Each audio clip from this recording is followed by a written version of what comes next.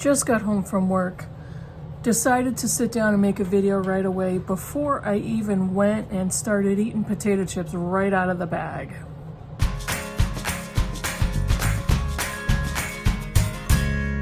Hey Booktube, it's Kim at Middle of the Book March, and I'm a little wiggly today. I'm sitting comfortably.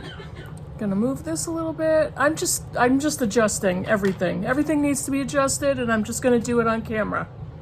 Oh well. So today's video is, why do I love big mammoth books? Or why do I love them so much? I've said before many times, I'm not a short story fan. They're fine, and I've found some really good collections, but I don't typically reach for stories. I love big books. I love big mammoth books. I love medium-sized mammoth books. What's medium-sized, you say? Well, I'm going to show you. I consider a normal length book in the 300 to 350 page mark.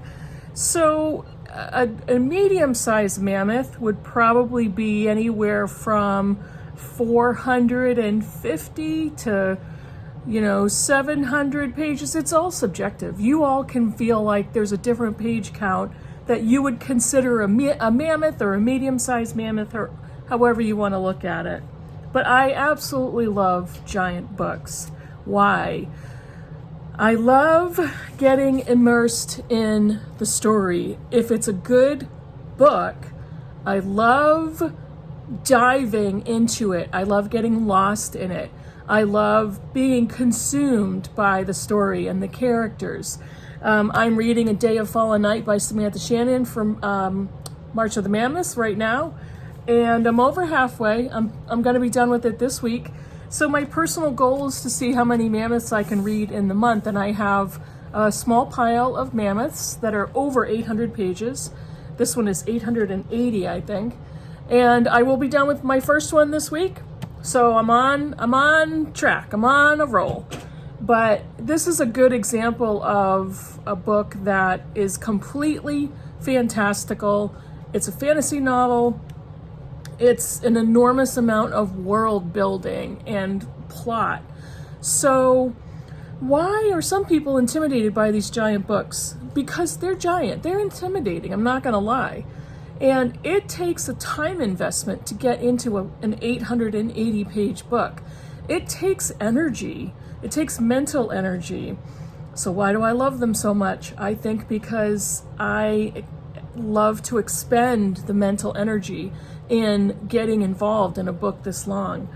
There have been very long books I've picked up that are miserable to read, and I very quickly DNF them. I don't finish every book. I don't pick up an 800 page book that I think is going to be excellent, and if I find out that it's not, I don't continue just because it's famous or it's a classic. I've done that a couple times and I've regretted it. But this one so far, this is action-packed. It does take a while for an 880 page book to get going, and it takes a while to build the world. It takes a while to get the reader familiar with the characters. And this one in particular, there are so many characters. There are many parts of the fantasy world. There are proper nouns and names of places that are completely made up. So it takes a while to get accustomed to all of the new words, all of the new names and phrases. But once you do, it's worth it. So that I will wrap that up this weekend. And I'm gonna give you a hint right now. It's not a 5-star read, but I will wrap it up. I will be done, and we'll have wrapped it up this Saturday. What's another one? What's another reason that I love mammoths? They actually take patience, along with an investment in time and energy. A mammoth takes patience, and I am not that patient of a person, but I think in a way it makes me learn to be patient. As bitter as I may be about being patient for anything, I can learn to be more patient. I can learn to be better at that. And a long book, a mammoth book, makes you wait for a payoff. And for the majority of the time, for the majority of the mammoths or medium mammoths that I've read, the payoff has been high. And so it's positive reinforcement, I guess. This is kind of a medium mammoth. This is Discovery of Witches by Deborah Harkness. And in my In Real Life book group, this was our favorite read. We've been in existence for 22 years. And this book was loved by all of us. This one has 578 pages, I think. This is the hardcover edition. This was just a blast. We all loved it. It's centered around Oxford, the Bodleian Library in Oxford in the UK, and we loved it. Witches, vampires, werewolves, fantastical creatures, magic, all the stereotypes. It was just fun, and it went so fast. There's a little romance, there's a lot of intrigue, and it just paid off in a really big way. This one is The Goldfinch by Donna Tartt. This one is more on the not so medium side, and I think depending on the version, this one is 771 pages. So this is almost an actual mammoth. But I think depending on if you have a paperback or the hardcover, the page numbers are going to be different. You know how that works. But this is not a fantasy. This is a literary fiction, almost mammoth. And again, an incredible payoff. I loved The Goldfinch. Very interesting. Donna Tartt has only written three novels. Is there going to be another one? I don't know. But her novels are big and have a big message to them. But the writing is just fantastic. So if I score and I pick up, especially a novel, if I pick up a novel that's a mammoth and it's something like that where it has a great plot and excellent characters, but the writing is also fantastic, it's like I've hit the literary jackpot. This one is Ahab's Wife by Sina Jeter Nasland. Again, in our book group, this book I think was one of the longest discussions we ever had. This is one of my favorite books of all time. And this one is a medium mammoth. It has, I'm not going to say that, this is the second time I've come upon this 3-digit number that I really hate. So I'm going to say this has 667 pages and it has deckled edges. But this is kind of an imagining of Ahab's wife, Ahab from Moby Dick. And it's set in New England, and every page, I opened every page, and there was beautiful writing on every page. And it's a great story, excellent characters, just fantastic. There's one more contemporary novel I want to show you.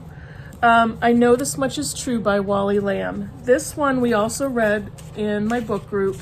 This is an official mammoth. It's 897 pages.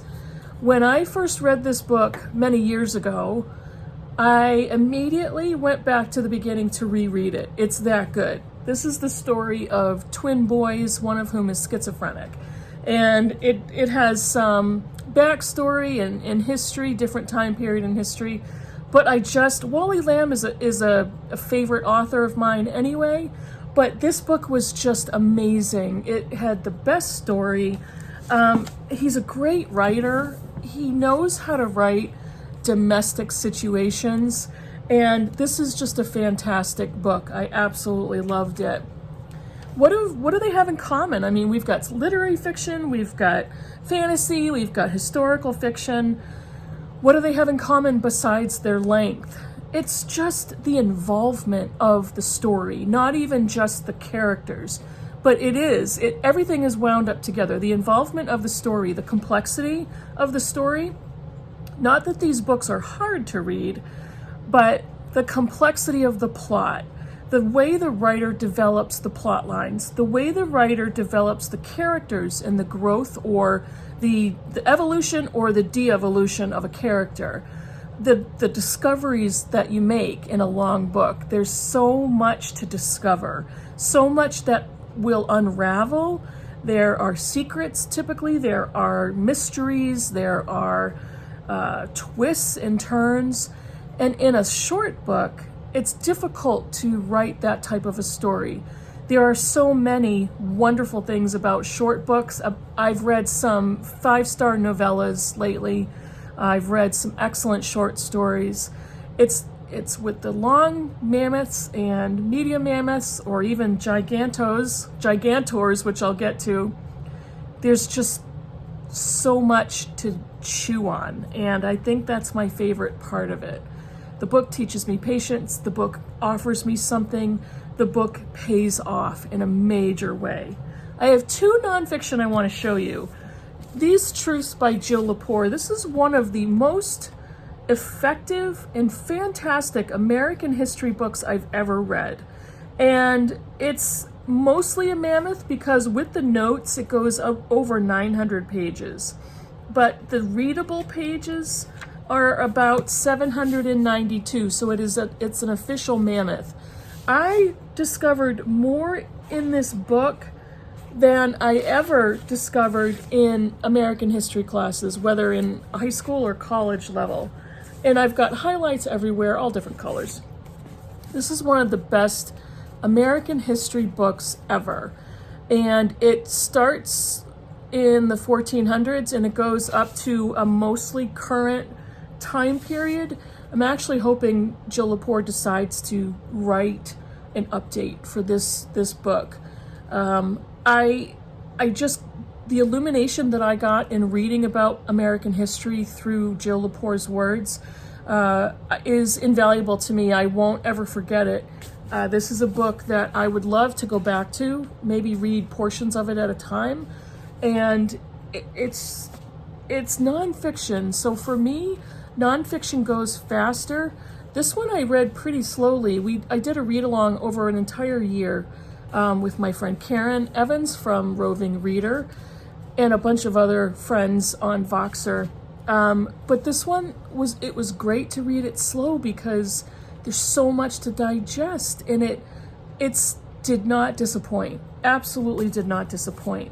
That's another thing about gigantic long books is if you make it to the end, if you decide to stick with a long book, it usually doesn't disappoint. If you're reading a giant book and you're not liking it, you're not loving it, DNF it. There is no point in sticking with an 800-page book if you're not loving it. Red Comet by Heather Clark.